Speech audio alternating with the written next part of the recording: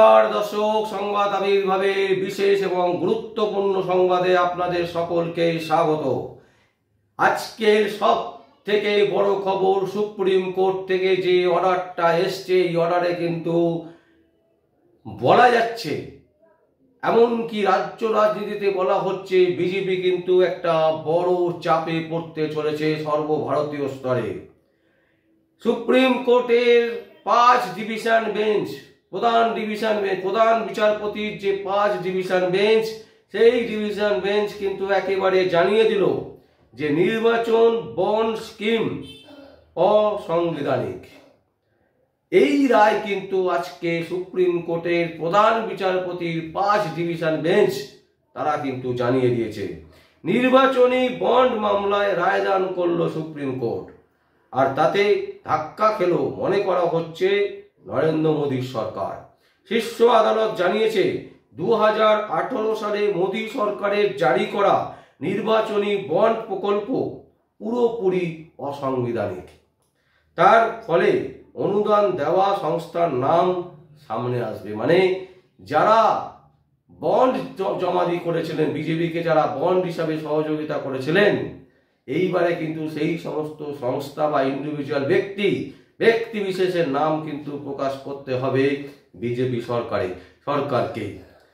একেবারে এই ধরনের যে মামলার রায়, এতে কিন্তু বিজেপি যে একটা বড় চাপে পড়ল, এটা কিন্তু একেবারে পরিষ্কার। নির্বাচনী বন্ড প্রকল্প মামলায় সুপ্রিম কোর্টে ধাক্কা খেল মনে করা হচ্ছে নরেন্দ্র মোদী সরকার।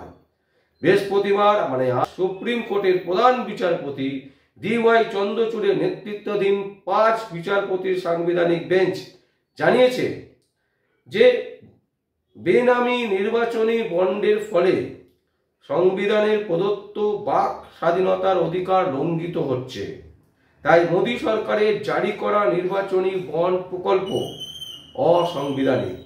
আর সেই যুক্তিতেই নির্বাচনী বন্ড প্রকল্প খারিজ করে দিল শীর্ষ আদালত। সেই সঙ্গে সুপ্রিম কোর্টের 5 সদস্যের সাংবিধানিক বেঞ্চ জানিয়েছে কে বা কারা আর্থিক অনুদান প্রদান করেছে সেই তথ্য হাতে আসার 1 সপ্তাহের মধ্যে জনসমক্ষে প্রকাশ করতে হবে নির্বাচন কমিশনকে। অর্থাৎ কারা কত টাকা দিয়েছে সেটা এবার প্রকাশিত হতে চলেছে। নির্বাচনী বন্ড মামলায় সুপ্রিম কোর্টের যে রায়দান, সেই রায়দানকে কেন্দ্র করে বলা হচ্ছে কি যে বেঞ্চে আছেন ভারতের প্রধান বিচারপতি DY চন্দ্রচূড়, বিচারপতি সঞ্জীব খান্না, বিচারপতি BR গাভাই, বিচারপতি JB পারদিওয়ালা এবং বিচারপতি মনোজ মিশ্র গত বছরের 2 নভেম্বর মামলার রায়দান স্থগিত রেখেছিল শীর্ষ আদালত। সুপ্রিম কোর্টে বেনামি নির্বাচনী বন্ড প্রদান করা হলে সেটা তথ্য জানার অধিকার আইন এবং সংবিধানের 19(1) ধারাকে ভঙ্গ করবে। উল্লেখ্য, সংবিধানে 19(1) ধারার আওতায় সব নাগরিকদের বাক স্বাধীনতা প্রদান করা হয়েছে। সুপ্রিম কোর্টের প্রধান বিচারপতি জানিয়েছেন নির্বাচনী বন্ড প্রকল্প সংবিধানের 19(1) ধারার বিরোধী। তাই যে ব্যাংকগুলি নির্বাচনী বন্ড জারি করে থাকে সেগুলিকে অবিলম্বে নির্বাচনী বন্ড জারি করা বন্ধ করতে হবে। আগামী 13 মার্চের মধ্যে সুপ্রিম কোর্টের প্রধান বিচারপতি জানিয়েছেন নির্বাচনী বন্ড প্রকল্প সংবিধানের 19(1) ধারার বিরোধী। তাই যে ব্যাংকগুলি নির্বাচনী বন্ড জারি করে থাকে সেগুলিকে অবিলম্বে নির্বাচনী বন্ড জারি করা বন্ধ করতে হবে এবং আগামী 13 মার্চের মধ্যে নিজেদের ওয়েবসাইটে নির্বাচন কমিশনকে সেই তথ্য প্রকাশ করার নির্দেশ দিয়েছে সুপ্রিম কোর্টের প্রধান বিচারপতি। 2018 সালের 2 জানুয়ারি সেই নির্বাচনী বন্ড প্রকল্পের বিজ্ঞপ্তি প্রকাশ করেছিল তৎকালীন সরকার, মানে যে সরকার এখন চলছে সেই সরকার। কেন্দ্রের তরফে যুক্তি দর্শানো হয়েছিল যে রাজনৈতিক দলগুলির আর্থিক অনুদানের ক্ষেত্রে স্বচ্ছতা আনতে নগদ টাকার পরিবর্তে হিসেবে নির্বাচনী বন্ড চালু করা হচ্ছে। ওই নির্বাচনী বন্ড প্রকল্পের আওতায় যে কোনো ভারতীয় নাগরিক নির্বাচনী বন্ড কিনতে পারেন। একাও বন্ড কেনার নিয়ম রাখা হয়, যৌথভাবে বন্ড কেনার নিয়ম আছে ওই প্রকল্পে। দেশের বিভিন্ন সংস্থা নির্বাচনী বন্ড কিনে রাজনৈতিক দলগুলিকে আর্থিক সহায়তা প্রদান করতে পারে। 1951 সালে জনপ্রতিনিধিত্ব আইনের 29 ধারায় নথিভুক্ত রাজনৈতিক দল এবং শেষ লোকসভা নির্বাচন বা বিধানসভা নির্বাচনে যত ভোট পড়েছে তার 1% কম ভোট পায়নি সেই দলগুলি শুধুমাত্র নির্বাচনী বন্ড কেনার অনুমোদন পাবে না। সরকারের বিজ্ঞপ্তি অনুযায়ী যোগ্য রাজনৈতিক দলগুলি শুধুমাত্র অনুমোদিত ব্যাংকের অ্যাকাউন্টের মাধ্যমে সেই টাকা ভাঙিয়ে নিতে পারবে।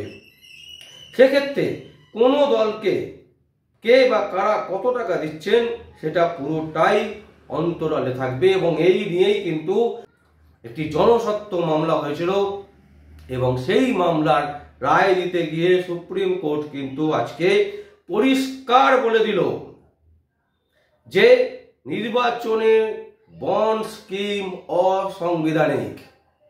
এবং এই যে রায় প্রদান করলো প্রধান বিচারপতির 5 ডিভিশন বেঞ্চ, এতে কিন্তু যা মনে হচ্ছে তাতে কিন্তু মোদী সরকার মানে বিজেপি সরকার কিন্তু একটা বড় চাপে পড়তে চলেছে বলেই কিন্তু রাজনৈতিক মহলে যারা রাজনীতি বিশ্লেষণ করেন তারা কিন্তু মনে করছেন।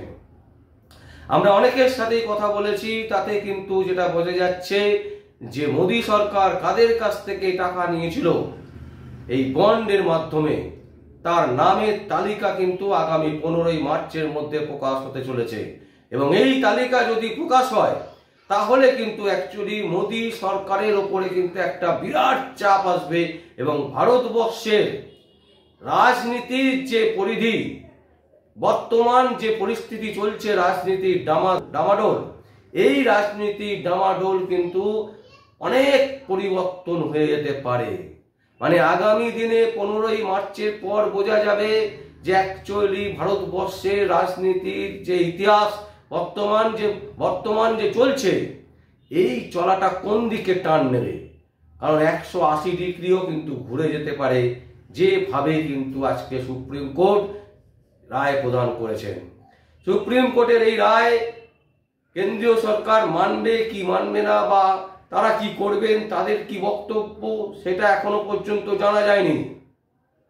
কিন্তু আমরা যেটা মনে করছি দর্শক, সুপ্রিম কোর্টের রায়কে মান্যতা দিতেই হবে এবং এই মান্যতা যদি দিতে হয় বিজেপিকে, তাহলে কিন্তু যত লোকের কাছ থেকে বা যত কোম্পানির কাছ থেকে বিজেপি টাকা নিয়েছে বন্ডের মাধ্যমে সেই নামের তালিকা প্রকাশ করবে এবং সেই তালিকা প্রকাশ করার পর কিন্তু বিজেপি একটা বড় চাপে পড়তে চলেছে বলে ঐতিহাসিকগণ যারা বিশ্লেষণ করেন, রাজনীতি বিশ্লেষক, তারা কিন্তু এটা মনে করছেন এবং এইটা কিন্তু একটা বিরাট চাপে পড়তে চলেছে বিজেপি সরকার। এবং আগামী ইলেকশনে তার এফেক্ট কি হবে বা আগামী ইলেকশন কিভাবে হবে, প্রত্যেকটা পরিস্থিতি কিন্তু পাল্টে যেতে পারে আগামী 15ই মার্চের পর। এটাই কিন্তু আমাদের মনে হচ্ছে দর্শক। আজকে যে ঘটনা ঘটেছে, সুপ্রিম কোর্ট যেভাবে আজকে রায় দিয়েছে, সেই রায়ের পর কিন্তু বিজেপি কতটা টেকনিক্যালি সেটাকে হ্যান্ডেল করতে পারে বা মানুষকে কতটা ঘুরিয়ে দিতে পারে সেই টান থেকে, সেটা কিন্তু এখন দেখার বিষয়। বিজেপি কি আদৌ পারবে নাকি বিজেপি সর্বশক্তি দিয়ে সুপ্রিম কোর্টের যে রায় দিয়েছে সেই রায়কে মান্যতা দিয়ে মানুষকে একটা অন্য মাত্রা বোঝাবার চেষ্টা করবেন এবং ভোট বৈতরণী পার হয়ে যাবেন। এইটাই কিন্তু এখন কোটি কোটি টাকার প্রশ্ন যে অ্যাকচুয়ালি কি হতে চলেছে।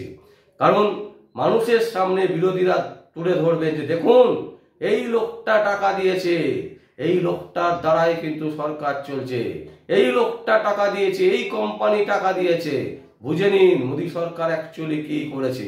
এই ধরনের প্রশ্ন কিন্তু উঠবে আর সেই প্রশ্নের সম্মুখীন হওয়ার সাহস বা সেই প্রশ্নকে যথাযুক্ত উত্তর দেওয়ার যে জায়গা, সেই জায়গায় কি বিজেপি আছে?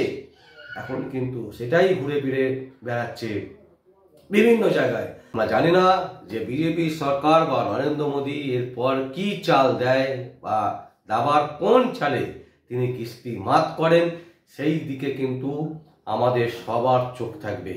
আর আপনাদের চোখ থাকুক আমাদের এই সংবাদ আবির্ভাবের পর্দায়। আর আপনারা যেরকমভাবে কমেন্টস করেন আজকের এই গুরুত্বপূর্ণ সংবাদে, আমরা চাইব আপনারা সবাই যারা যারা আমাদের এই চ্যানেল দেখেন বা যারা এই চ্যানেলকে ফরওয়ার্ড করবেন, প্রত্যেকে যারা এই চ্যানেল দেখবেন, দয়া করে একটা অন্তত কমেন্টস করুন যে আপনারা কি ভাবছেন বা আপনাদের সুচিন্তিত মতামত কি। তবেই কিন্তু আমরা বুঝতে পারবো যে প্রকৃত কি ঘটনা ঘটতে চলেছে ভারতবর্ষব্যাপী। পশ্চিমবঙ্গ তো একটা ব্যাপার আছেই, তার সাথে ভারতবর্ষের অঙ্কটা কি ঘুরে যাবে, নাকি এই যে চাপ, এই চাপকে সামলে নিয়ে নরেন্দ্র মোদীর নেতৃত্বে আবার একটা নতুন চালবে তারা, সেই দিকেই কিন্তু এখন আমরা চোখ রাখছি। দর্শক, আমাদের আর কিচ্ছু বলার নেই, আপনারা দেখতে থাকুন সংবাদ আবির্ভাব। আমার নাম বিশ্বজিৎ পাল, সংবাদ আবির্ভাবের জন্য।